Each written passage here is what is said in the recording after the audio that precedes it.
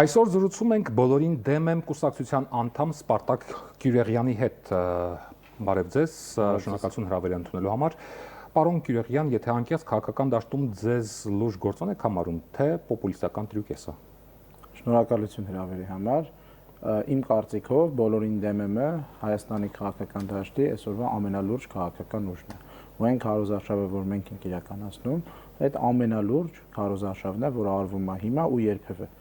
Որովհետև այն բաները, որ մենք ենք իրականացնում, դրա իրագործման համար ոչ թե շատ փող է պետք, ոչ թե շատ կապեր է պետք, այլ ամենաշատը կամք է պետք նման բաներ անելու։ Իսկ դա փաստացի մենակ մենք ենք դրսևորում։ Տեսեք, կուսակցությունը 100 օրից լուծարվելու ինքնալուծարման գործընթաց է սկսելու, սա լուրջ է։ Իհարկե, որովհետև բոլորին դեմ եմ կոնկրետ ստեղծվել է ընտրություններից 6 ամիս առաջ, որ իր գործը անի ու դրանից հետո գնա լուծարվելու, որ դուք գիտեք, որ քաղաքական դաշտում շատ են լինում ընտրություններից 6 ամիս առաջ սկսում են ակտիվանալ կուսակցությունները, բայց 5 տարի քնած են լինում, բոլորին դեմ եմ հենց այդ նպատակով է ստեղծվել, որովհետև մենք ուզում ենք քաղաքական համակարգում, ընտրական համակարգում կարևոր փոփոխություններ անել, այդ փոփոխություններից մեկն էլ լինելու է բոլորին դեմ եմի քվեաթերթիկի ավելացումը, եւ հետեւաբար դրանից հետո քաղաքական ուժը պետք է լուծարվի։ Սա նախատեսված է մեր հաջողության դեպքում։ Տեսեք, այս անտրաշավի ընթացքում դուք հավասարապես դեմ եք եւ իշխող կուսակցությանը եւ անդիմադիր դաշտին եւ արտախորհրդանական ուժերին անդիմադիր նկատի ունեմ։ Սա ձեզ մի տեսակ չի տանում դեպի քաղաքական մեկուսացում։ Նայեք, մենք դեմ ենք բոլոր քաղաքական ուժերին, ովքեր այս քաղաքական համակարգով, այս ընտրական համակարգով ուզում են ընտրվեն ու 5 տարի կառավարել, որովհետև մենք սա համարում ենք անարդար համակարգ։ Ու դրա համար է, որ նախատեսում ենք 100-օրյա կառավարում։ Կարծում ենք, որ Հայաստանում պետք է գա մի իշխանություն, ով որ պետք է փոխի այս ընտրական կանոնները ու վերջապես կազմակերպի ազատ ու արդար ընտրություններ։ Ինչը դուրս շատ կարևոր է նաև այդ ընտրություններում, հեսա ասեմ, շատ կարևոր է նաև այդ ընտրական process-ում ընտրությունների ժամանակ վարչական ռեսուրսի բացառումը, ինչը մենք շատ տեղեր տեսնում ենք։ Մեզ դուրս չի գալի այս համակարգը, որովհետև տեսեք, Հայաստանի առաջացումից ի վեր երկու կարևոր ինստիտուտներ են եղել, որոնք ինչ արել չեն արել, այդ ինստիտուտները մինչև հիմա գործում են։ Այդ փրկիչների ինստիտուտն է, ամեն ընտրությունը վերածվում է, թե ով կգա մեր ազգին կփրկի ու ոչ մեկ չի խոսում, թե ոնց կայացնի պետական ինստիտուտները, որպեսզի նման հարցերի առաջ մենք չկանգնենք, եւ երկրորդը տասովշիկների ինստիտուտն է, ովքեր որ կամ զբաղվում են իշխանության համար վարչական ռեսուրսի բաշխմամբ, կամ զբաղվում են ընդդիմության համար, օրինակ հիմա շատ են տարբեր ձայնագրություններ ու բաներ։ Այս ամեն ինչին պետքա վերջ դրվի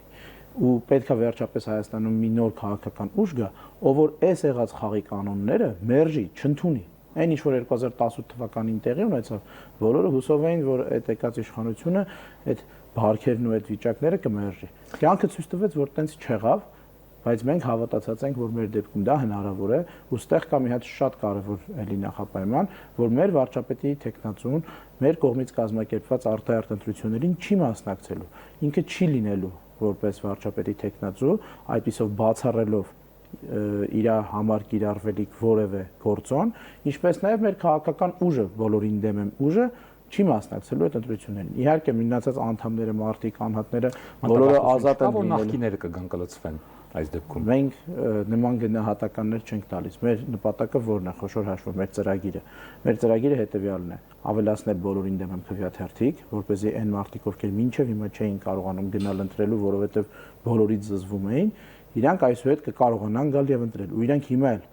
այս 26 թվականի հունիսի 7-ին արդեն իսկ կարող են գալ ու ընտրել բոլորին դեմ, որովհետև մենք կանք քվեաթերթիկ համար 2։ Երկրորդ փոփոխությունը, որ մենք նախատեսում ենք, դա անցողիկ շեմի իջեցումն է, եւ երրորդը կայուն մեծամասնության չեղարկումը։ Խոշոր հաշվով այս 3 կետերի իրար հետ հնարավորություն են ընձեռելու Հայաստանի Հանրապետության քաղաքացուն, այն ինչ որ ինքը ընտրել է, դա արտացոլվի ազգային ժողովում։ Մենք այդ գործառույթն ենք իրականացնելու։ Այսինքն հենց այս 3 կետերով եք դուք գնում ընտրության։ Այո, սա մեր ծրագիրն է, այսպես ասած։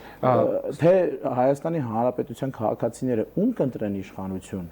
մենք ոչ մի ձևով դա չենք մանիպուլացնելու, փոփոխելու, այլ ձև արտացոլելու, ու դա կարծում եմ որևէ ուժ, եթե խոսում է ժողովրդավարությունից, նման հավակնություններ չպետք է ունենա։ Իդեպ այստեղ որ ցեխ եք շպրտում, նաև ձեր լոգոյի վրա եք շպրտում։ Այո։ Ինչու՞։ Մենք ասում ամենաազնիվ արդար ուժն ենք, մենք ինչ ենք այստեղ ցույց տվել, ցույց ենք տվել սա քարոզարշավի առաջի օրների դեպ, բացման օրներ էս ակցիան տեղի ունենում, ու մենք ուզում էինք իրականացնենք ցեղ շպրտելու ակցիան, որովհետև ներքին համոզում ունեինք, որ այս գալիք մի ամիսը այս ցեղ շպրտոցի ենք տեսնելու ու կոչ էինք անում քաղաքական ուժերին, որ մենք բոլորի փոխարեն մի անգամ բոլորին, այդ թվում մեր լոգոները այդտեղ տեղակայված, դա կանենք,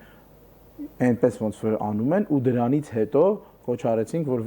ցեղ շպրտոցիներ չլինեն։ Կյանքը ցույց տվեց, որ դա չեղավ եւ հետեւաբար բոլորին դեմը շատ ավելի ակտուալ դարձավ այս ամբողջ քարոզարշավի ընթացքում։ Շատ լավ, պարոն Գյուղերյան, սոց հանրության մի հատվածը պնդում է, որ դուք փոշիացնում եք ընդդիմության ձայները։ Ի նպաստ գործող իշխանության, ինչ կպատասխանեք մեղադրանքներին։ Մենք ձայներ չենք փոշիացնում, մենք ներկայացնում ենք բոլորին դեմ քաղաքացիներին։ Տարբեր հարցումներով բոլորին դեմ քաղաքացիներ Հայաստանում 30-ից 40% մարդիկ են։ Իհարկե դա չի նշանակում, որ այդ բոլոր մարդիկ գնալու են ու մեզ ընտրեն։ Դրանք մարդիկ են, ովքեր տարիների ընթացքում զզվել են այս համակարգից, ընտրություններից ու սկսել են չգնալ ընտրելու։ Բայց արդեն կա բոլորին դեմ քվեաթերթիկը ու մենք աշխատում ենք լայնորեն այդ մարդկանց հետ, որպեսզի նրանք հունիսի 7-ին գնան ընտրատեղամաս։ Մենք նաև արտնացրել ենք երիտասարդությանը, բավականին շատ երիտասարդություն, ովքեր անտարբեր էր ընտրությունների հանդեպ, մեր քաղաքական կուսակցության քայլերի շնորհիվ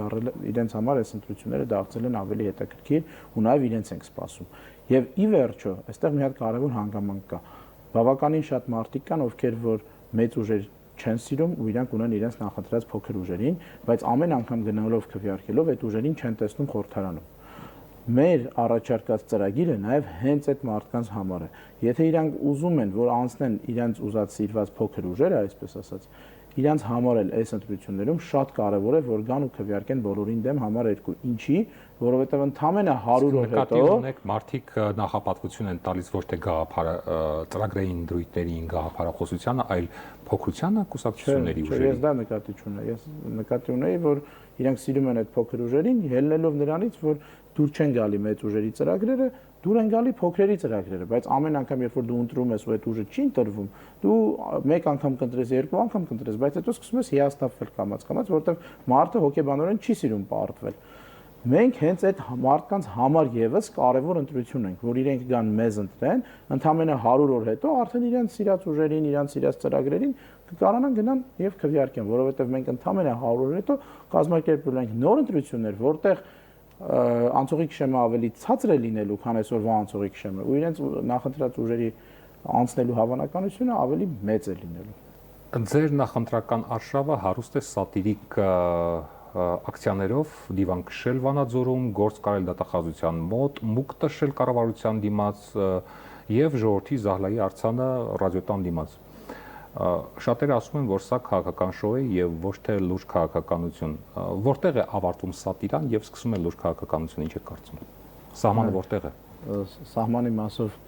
շատ բան չասեմ, բայց հստակ ասեմ հետեւյալ բանը։ Մենք երեք արել ենք գործ կարելու ակցիա, որը բավականին լայն տարածում է գտել, ու դա նվիրված էր Արթուր Հոսեփյանին մանարդարցիորեն ձերբակալել ու քաղաքացիները դա եկել տեսել են, նաև տարածվել է համացանցում ու այլ միջոցներով, որը էլի տեսել են։ Մենք այն ինչ որ արել ենք, դրա հիմնական մեսեջինգը այն ա եղել, որ սա թող լինի վերջին դիվան քշելը, վերջին գործ կարելը, վերջին ցեղ շպրտելը։ Ու մենք այն քաղաքական ուժն ենք, որ մեր հաջողության դեպքում հավաստիացնում ենք, որ դա կլինի վերջինը։ Այսինքն լրջությունը սկսում է նրանից, երբ որ դու արդեն սկսում ես պատասխանատվություն վերցնել երկրի կառավարման համար։ Իսկ մինչև այդ էլի ես չեմ համարում, որ մենք որևէ անլուրջ բան ենք արել, որտեվ եթե դուք նայեք այսօրվա քարոզարշավը, այնտեղ շատ լուրջ բաներ դժվար գտնեք, մարդիկ սիրուն կոստյումներով եւ վերնաշապիկներով անլուրջ բաներով են զբաղված։ Դա քաղաքացին տեսնում է։ Եթե մինչև այդ քաղաքացին դա տենում էր, զզվում էր ու չէր գնում, սա սոցհանրության մի մասը գտնում է, որ դուք անլուրջ եք ուղղակի։ Սոցհանրության մի ավելի շատ մեծ մասն էլ գտնում է, որ մյուսներն են անլուրջ, հա, բայց ես չեմ եկել այստեղ քննարկեմ ոնց որ այդ հարցերը։ Իմ հիմնական բանն էր, որ բացատրեմ, թե մենք ինչ մղումով ենք իրականացնում ու ինչ մոտիվացիայով ենք իրականացնում այդ ակցիաները, ու ասում եմ, քաղաքացիները, այն քաղաքացիները, ովքեր ժամանակի ընթացքում միշտ զզվել են նման բաներից, այն ինչ որ իրանք տեսնում են ստանդարտ քարոզարշավերի ժամանակ, ու իրանք որոշում էին ել չգնալ ընտրության, այս անգամ խնդրեմ կա։ Այն համակարգը, որ ստանդարտ միշտ դրա հույսին է եղել, ինքը էլ դրա հույսին չի, որովհետև առաջացել է բոլորին դեմ ուժը, որը խոշոր հաշվով դիսկոմֆորտ է ստեղծում քաղաքական համակարգի բոլոր ակտորների։ Մենք ի բոլորի համար անհասկանալի, անկանխատեսելի քաղաքական ուժ ենք։ Շատ լավ, հիմա եթե իրանք շատ զզվացնեն քաղաքացիներին, այդ քաղաքացիները ավելի տրամադրված կլինեն գնալ ու պատժել այդ բոլոր քաղաքական ուժերին։ Պարոն Գյուլիան, հիմա անցնենք գործ կարելուց անցնենք բուն օրենսդրությանը, այսօր Հայաստանի առջև ծառացած ամենալուրջ մարտահրավերը անվտանգությունն է, անվտանգային միջավայրն է, որն է բոլորին դեմ եմ կուսակցության եւ անձամբ ձեր տեսլականը հատկապես սահմանների անվտանգության ապահովման եւ բանակի վերակառուցման գործում այն քայլերը, որոնք իշխանությունը պետք էր անել եւ չի արել այս տարիների ընթացքում։ Բոլորին դեմ եմ անվտանգային ծրագիր չունի։ Մենք 100-ով ենք գալիս իշխանության։ Իսկ ձեր անձամբ ձեր տեսլականը ո՞րն է։ Եկեք ոնց որ հարցին բոլորին դեմ եմ տեսանկյունից անդրադառնանք։ Ծրագիր չունեք։ Չէ, այստեղ կարևոր բան կա, որ ուզում եմ նշել։ Մենք 100-ով ենք գալու իշխանության, ու այդ 100 օրում որևէ կատեգորիկ ինչ որ ուղղության փոփոխություններ, բաներ չենք նախատեսում։ Բայց շատ կարևոր մի հատ հանգամանք կա։ Եթե դու ուզում ես կայացնել բանակը, իսկ բանակը շատ կարևոր ինստիտուտ է, որը խոշոր հաշվով քո երկրի անվտանգության համար պատասխանատու ամենակարևոր ինստիտուտներից մեկն է, դու պետք է համապատասխան միջավայր ունենաս, որով հնարավոր լինի դա կայացնել։ Այն փոփոխությունները, որ մենք ենք բերում, հնարավորություն է ստեղծելու նման միջավայրի գոյության։ Իսկ այն ձևով այդ միջավայրը հետևյալն է։ Հայաստանի քաղաքական ուժերը խոշոր հաշվով այդ բոլորն էլ առանձին վերցրած իմ կարծիքով չունեն այնքան ներուժ, որ բոլոր այդ պետական ինստիտուտները իրանց թիմերով sense վերցնեն ու տենց արագի մեջ 5 տարում, 10 տարում կամ նույնիսկ 20 տարում բերեն միանգամից ամենալավ վիճակին։ Դրա համար լավագույն միջոցը այն կլիներ, որ քաղաքական դաշտում որևէ քաղաքական ուժ չունենար ամբողջական իշխանություն, ինքը ստիպված լիներ այդ իշխանությունը կիսեր այլ քաղաքական ուժերի հետ, ներգրավել այն մյուս ուժի իրար ներգրավեին ամենալավ կադրերին ու կարանային հասնեին հաջողության։ Մեզ դա է պետք, որովհետև այսօրվա քաղաքական իրավիճակը հենց դրա համար է։ Այո, բայց կոալիցիա այն համակարգը, որ հիմա կա, դա երբեք չի նպաստելու կոալիցիայի ձևավորման, որովհետև ինքը սարքված է նրա համար, որ մեկ ու միակ ուժը իշխի։ Ու ոնց սարքել են, տենց էլ գնում է։ Հիմա մենք այդ պետքա կոտրենք, որովհետև մենք հավատացած ենք, որ համագործակցությունն է բերելու մեր խնդիրների լուծման, ինչը այսօրվա քաղաքական համակարգում անհնար է։ Այնքան է բևեռացվել այսօրվա քաղաքական համակարգը, որ այդ քաղաքական ուժերը իրար այնքան չեն սիրում, որ նույնիսկ շատ կարևոր հարցերի շուրջ պատրաստ չեն նստել սեղանի շուրջ ու իրար հետ համաձայնության գալ։ Մեր փոփոխություններից հետո այդ ամեն ինչը հնարավոր է դառնալ։ Շատ լավ, անձամբ ձեզ համար անվտանգային միջավայրը ո՞րն է եւ դուք ինչ եք ուզում տեսնել, որ չկա այսօր։ Նայեք, ամենակարևոր բանը հետևյալն է, եթե դու ձեռք ես բերում զենք զինամթերք, շատ կարևոր է նաև դա նորմալ կիրառողներ, շատ կարևոր է կամք որոշումների կայացման։ Այդ հարցերը պետք է լուծվի։ Նույնիսկ եթե հարցը ձեզ տալիս, որովհետև ես գիտեմ, որ դուք 44-օրյա պատերազմի մասնակից եք, նաև Արցախում բնակվել եք որոշ ժամանակ, այսինքն ձեզ համար այս խնդիրները պետք է որ ավելի զգայուն լինեն։ Հետևաբար դուք ինչ եք ցանկանում տեսնել, որ չկա այսօրվա մեր իրականության մեջ։ Լինելով այդ մարդու մեր թվում շատ նման մարդիկ կան, ովքեր բավականին թե փորձ ունեն պատերազմի մասնակցելու, թե ռազմական ոլորտի, մենք նման ծրագրով ենք հանդես գալի։ Այստեղ է լրջությունը, որ մենք հասկացել ենք, որպեսզի լուծվեն մեր անվտանգային խնդիրները, Հայաստանում պետք է քաղաքական համակարգում փոփոխություններ լինեն։ Ես անձամբ հետեւյալն եմ պատկերացնում, ամենալավ ամենաշինական կառույցները կառուցեն, ամենալավ զենքերը գնեն, բայց եթե զինվորը սովորական տուրնիկետ կապել չգիտի, իրան դա չեն սովորեցնում, մենք հաջողության չենք կարող հասնել։ Իսկ այդ շատ հեշտ կարակ ճշտեք։ Ձեր հաստատ հարազատներից, ծանոթներից գնում ենք 25-օրյա հավաքի, կունենաք հարազատներ, ծանոթներ, ովքեր ծառայում են, որ հետ են գալիս, հարցրեք, տուրնիկետ կապել գիտեք։ Եթե 10-ից 5-ը իմանա, իմացեք, որ դա լուրջ հաղորդողություն է։ Իսկ ես համարյա համոզված եմ, որ 10-ից կարող է 1-2-ը սկիչ իմանան դրա մասին։ Այսինքն այդ է խոսում, որ բանակի բարեփոխումը դա ոչ թե նրա մասին է, որ դու արտաքինից, ասենք, ինչ որ լավ բաներ ցույց տաս, այլ որ դու ամբողջ գործընթացը ճիշտ կազմակերպես։ Ես կարծում եմ, որ մենք այդտեղ կաղում ենք։ Ու որpեսզի քաղաքական ուժերը այս խնդիրներին կարողանան նորմալ լուծումներ տան, կարծում եմ, որ ոչ թե խնդիրը այնա, որ դե այդ բանակը լավ չեն կազմակերպում, դա էլ կարող խնդիրը լինի, բայց առաջի խնդիրը հետևյալն է, պետք է քաղաքական կամք լինի դա անելու։ Իսկ Դրա համար պետք է քաղաքական համակարգը փոխվի։ Լավ, արտաքին քաղաքական վեկտորների հարցում դաշտը բևեռացված է արևմտամետներ եւ ռուսամետներ, որտեղ է այստեղ ձեր տեղը եւ հնարավոր է որ արտաքին աշխարհին էլ դուք դեմ եք, ինչպես բոլորին եք դեմ։ Ես նշեցի ու մենք դեմ, մենք իմ կարծիքով ամենաազգային ուժերից մեկն ենք Հայաստանի Հանրապետության ու մենք որևէ մեծ չենք, ավելին մենք մերժում ենք այդ պայքարը, որ կա ու այդ օրակարգը, որ Հայաստանում կա, որովհետև ոնց որ օրակարգը կամ նախկին ներկայի, կամ ռուսամետ ու արևմտամետի, պրիտոմ դրանք սովորաբար միշտ նույն ուժերը նույն բևեռներում են էլի գտնվում, երբեք դες չեն խաչվում իրար հետ որ բան լինի։ Հա, մենք այդ ամեն ինչը մերժում ենք ու այդ մերժման պատճառով էլ այս առաջարկն ենք անում, որովհետև մենք չենք կարծում, որ Հայաստանի Հանրապետության ժողովուրդը ուզում է մենակ այդ երկու բանի մեջ ընտրի։ Դրա համար բոլորին դեմ եմ, այսպես ասած, երրորդ ֆրոնտա բացը։ Որն է երրորդ ուղղությունը։ Մենք բոլորին դեմն է։ Եթե ռուսամետ չես, եթե արևմտամետ չես, որն է այդ երրորդ ուղղությունը։ Ինչամետ պետք է լինի։ Քաղաքական ուժերը երբ որ մտել են Քարոզարշավ կամ դրանից առաջ հայտարարել են, որ ընտրությունների են մասնակցում, երբ որ իրանք մի հատ հայտարարություն են անում, որը պայմանական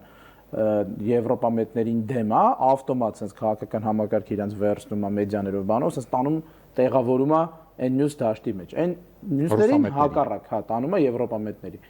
Երբ որ կա բոլորին դեմ եմ, այլևս կարիք չկա մտածելու ստե տեղավորվելու։ Ինքը նոր ֆրոնտ է, լրիվ նոր։ Այս իրանք իրար հետ պատկերացրեք, ասես ինչ որ անընդհատ կռվի մեջ են, մենք նոր ֆրոնտ ենք բացել, լրիվ նոր ֆրոնտ է, ուրիշ կարգերով, ուրիշ ձևերով։ Մենք չենք կռվում շատ զինվորներով, մենք կռվում ենք խելքով։ Այսինքն այս ձևը գործընթացը։ Ու քաղաքացիները այդտեղ տեղավորվելու հնարավորություն ունեն։ Մինչև այդ բաժանման արդյունքում ուժերը այնքան էին բևեռանում, որ ոնց որ իրանց ընտրողներին sense fix են, չէ՞, այսինքն պայմանական իրար հետ այնքան վատ էին խոսում, իրար հետ այնքան վատ բաներ էին ասում, որ ամեն մեկի ընտրողները համոզված լինեին, որ պետք է գնան իրանց տեխնացուին ընտրեն, որ հանկարծ այնպես չլինի այդ մարդը չանցնի, որտեվ եթե չանցավ ահավոր է ալնելու կոպիտ ասած, հաշվեհարդարներ ու հաշվեհարդարներ։ Իսկ այն ժողովրդի 35-40%-ն է, որ չէր գնում ընտրության, նո 50%-ը չի գնում, բայց համարենք 30%-ը օրինակ Հայաստանում է ու չի գնում։ Այդ մարդիկ էլ այդ ամեն ինչը տենում զզվում էին, ասում են մենք սրա մաս չենք էլ ուզում լինենք։ Okay, ստե ենք ապրում նորմալ է, բայց սրա մաս չենք ուզում։ Հեսա մի ամսից կպրծնի, կգնանք մեր գործին։ Հիմա քանի որ կա բոլորին դեմ եմ, այսրանց կռվելը ես ոնց որ շնորհակալություն եմ ուզում հայտնեմ այդ քաղաքական ուժերին։ Դուք ալտերնատիվ եք շատ ու ավելի վատ իրար հետ կռվեն, եթե ուզում են բոլորին դեմ եմ հաջողի, որովհետև մենք երևի այդքան լավ քարոզարշավ չէինք կարող անենք, ինչքան իրանք անում են բոլորին դեմ ուժի համար։ Շատ լավ, պարոն Կիրյոյան, հիմա մի քանի հարց, որոնք ենթադրում են արագ պատասխան։ Որն է ձեր կուսակցության գլխավոր առաքելությունը՝ պատժել հին համակարգին, թե կառուցել նորը։ Մեր հիմնական բանն է ընտրական քաղաքական համակարգը բարեփոխել։ Որոնք են ձեր նվազագույն եւ առավելագույն ակնկալիքները այս ընտրական փուլից, ինչ տոկոս եք համարելու հաջողություն ձեզ համար։ Այն տոկոսը, որ հնարավորություն չի ընձեռի, որ որևէ ուժ 50% ունենա, առնվազն 10։ Եթե հունիսի 7-ին ձախող եք ընտրությունները, կնշանակի ձեր շարժման վերջը, թե կշարունակեք մուկ տշել եւ դիվան քշել արդեն արտախորհրդանական դաշտում։ Ես չեմ ուզում այդ մասին շատ մտածել, որովհետեւ մենք այսօր կենտրոնացած ենք հունիսի 7-ի հաջողության վրա ու եթե քաղաքացիները հասկանան, որ այդ երրորդ ֆրոնտը կա, ես կարծում եմ, որ մենք 5% էլ չէ, 10%-ը հաստատ կհաղթանանք։ Որն է եղել ձեր իրականացրած ակցիաներից անձամբ ձեր ամենասիրելին եւ որն է ունեցել ամենամեծ քաղաքական էֆեկտը։ Անձամբ իմ սիրելին երևի մուկ տշելն է եղել, որ անձամբ եմ առաջին գոլը խփել, իսկ իր բանի մեսեջինգի առումով ամենաշատը ինձ դուր եկել երեկվա մեր գործ կարելու ակցիան ու կուզեմ հատուկ դրա մասին եւս մեկ անգամ շեշտել, դա կազմակերպել ենք Արտուր Օսիպյանի համար, ով ընդհանրապես Նիկոլ Փաշինյանին քաղաքական բանավեճում հաղթելու պատճառով արդեն 17-18 օր է կալանավորված է, ավելին 16 օրից ավել էլ հացադուլ է անում։ Երևանում տեղադրեցիք ժողովրդի Զահլայի արձանը, որը ֆիքսում է հանրային հոգնությունը բոլորից, բայց եթե ընտրողի Զահլան գնացել է նաև ընտրություններից, ինչպես եք նրան ստիպելու հունիսի 7-ին գնալ տեղամաս եւ ընտրել ձեզ եւ ոչ թե մնալ տանը ձերից ներկայացրած նկարագրած դիվանին։ Մեր գոյության պատճառով են իրանք գնալու, որովհետեւ եթե այն ժամանակ մարդկանց Զահլան տանում են, իրանք չէին գնում։